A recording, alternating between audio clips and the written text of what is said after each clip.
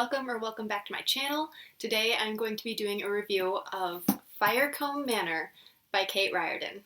I apologize for any noise that you can hear outside of my room. As I've said before in previous videos, pretty much everything in the house can be heard from my room, so I apologize, but there's nothing I can really do about it. I read this book with my mother. We were taking a trip and it was going to be a very long drive, and I figured a good way to pass the time would be to read something. And this was just about the only book that I had on my shelf that I thought we would both really enjoy. I do have some Michael Crichton, which my mom might have enjoyed, but this one I've been wanting to read for quite a while, so I chose this, and it did end up being something that we both really enjoyed. I read quite a bit of it on the way down to where we were going, and then I didn't get to read while we were there, and when we came back we had family visiting, so it took us a very long time to get through it. But it wasn't because we didn't want to read it, it was just because there was so much going on. Any chance that we got, we sat and read this, and we read for hours and hours, and it was really a good read. So I did really like the book. I of course have pros and cons, but overall I really thoroughly enjoyed it. So I think Kate Riordan does a very good job with her main characters. The book it's very interesting. I haven't read a book that was written in this manner before. It's a fairly historical novel. It takes place in two different time periods. Parts of the book are written in the 1930s, and then other parts are written in the late 1890s. So it goes back and forth in different chapters, which is interesting. And the chapters are told from the perspectives of two different ladies, Alice in the 1930s and Elizabeth in the 1890s. So it was very interesting to go back and forth between them and see how their stories coincide in some ways, and to have these two different plot lines and these two different storylines in the same book and told very well. So that was very interesting. I did like both of the main characters. I think Elizabeth definitely hooked my mother and I a lot more. We enjoyed her chapters more, especially in the beginning. Alice, it took us a little bit longer to really get into her chapters and to feel for her a little bit more. Like, you definitely care about her in the beginning, but her chapters just aren't quite as interesting as Elizabeth's because there's so much mystery surrounding Elizabeth that it was a lot more fun to read her chapters and to get just another piece of the puzzle put in. Later on, Alice's chapters became more intriguing because a love interest was introduced, and there were other characters other than just herself that were a little bit more prominent. And you also begin learning about Elizabeth in Alice's chapters because Alice finds her diary. So it did become more interesting later on, but her earlier chapters were definitely not as interesting as Elizabeth's. So that was a little bit of a drag because Alice's chapters are also far longer than Elizabeth's. And so in between Elizabeth's chapters, you just are waiting to get to the next one, and you've got, many pages of Alice's. But it was overall very good. I think it was well paced for the most part, but Alice's chapters were a little bit long and a little bit boring in the beginning. But like I said, they pick up later on. I think the plot was very well done. It was very intriguing, and breaking up the chapters between the different point of views was a very good use of tension. Very good way to add tension and to add suspense, because you learn some things in one of Elizabeth's chapters, but before you can get to the heart of a matter, or just as some tension is rising, it'll switch to Alice's perspective. And so then you're left waiting to see what happened in Elizabeth's, in her chapters. So it was a good use of tension and suspense. So Alice's love interest is introduced, I think possibly around halfway through the book. I'm not positive, it might be a little bit earlier, but he's introduced a little bit later, Tom, and I really loved him. He does have some downfalls in his character, one of them being that he drinks a bit extensively, but he was still a really likable character.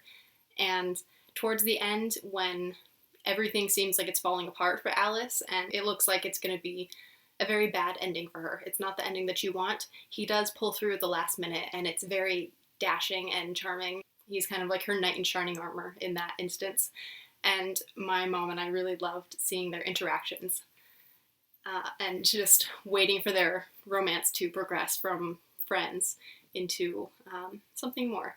So that was very nice. I really liked Tom a lot. I did like most of the characters. I don't think there's one that I really disliked particularly, except for maybe Alice's mother, but she does get redeemed a little bit in the end, which is very nice. Speaking of endings, the ending was semi-satisfactory, I would say. Alice's ending was definitely satisfactory. It was the ending that we were all waiting for. It was very romantic, very happy, a very good ending. And she does eventually learn what happened to Elizabeth, which is something that she's been wondering ever since she came to Fiercombe Manor. So she does learn that ending, and she gets her own happy ending. The last chapter is from Elizabeth's perspective, and then there is an epilogue from Alice's perspective afterwards. But the last chapter had me in tears, for sure. I think if I'd been reading it on my own, I would have cried more. Reading it with my mom, I was tearing up, but I was trying very hard to read it without crying, which was very difficult. But it was definitely not a very satisfactory ending. It was, I don't know, I guess I can't say that it wasn't satisfactory, because maybe it was, but it was definitely not a happy ending. It was very sad, and as I was reading it, I had to stop a few times and be like, I am scared about where this is going. And I told my mom, I was like, I'm scared, but I'm going to keep reading. But I'm very afraid of where this is going. And it definitely wasn't happy, which to have that as the last chapter was a little bit of a downer, because you do get to see, Alice has a good ending, but then you have Elizabeth's tragedy. And then you do have the epilogue from Alice's perspective, which brings it up a little bit. But you're still left with that terrible sadness from Elizabeth's ending. So overall, definitely a good book. I really did love it, but because of the tragedy in Elizabeth's life and because of her ending, I'm not sure whether I'd read it again or not. It would have to be a very long time before I read it again. It was a good book, used some very interesting elements. Like I said, a good use of suspense and tension, and very well done to have both perspectives, and I think they were done well, and it, kept the mystery going. But in the end, very sad, and that's mostly what I was left with. Even though Alice had a happy ending, just Elizabeth's ending was sad and kind of overpowered Alice's, I think. So I'm not sure if I'll read it again.